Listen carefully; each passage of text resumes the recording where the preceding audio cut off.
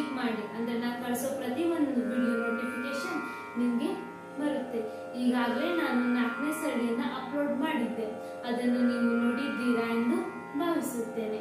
ಈಗ ನಾನು 5ನೇ ಸರಣಿಯನ್ನ ಹೇಗೆ ಹಾಡುವುದು, ಅದನ್ನು ತಾಳದ ಜೊತೆಗೆ 1ನೇ ಕಾಲದಲ್ಲಿ, 2ನೇ ಕಾಲದಲ್ಲಿ, 4ನೇ ಕಾಲದಲ್ಲಿ ಹೇಗೆ ಹಾಡ್ಬೇಕಂತ ಹೇಳ್ಕೊಡ್ತಾ ಇದ್ದೇನೆ.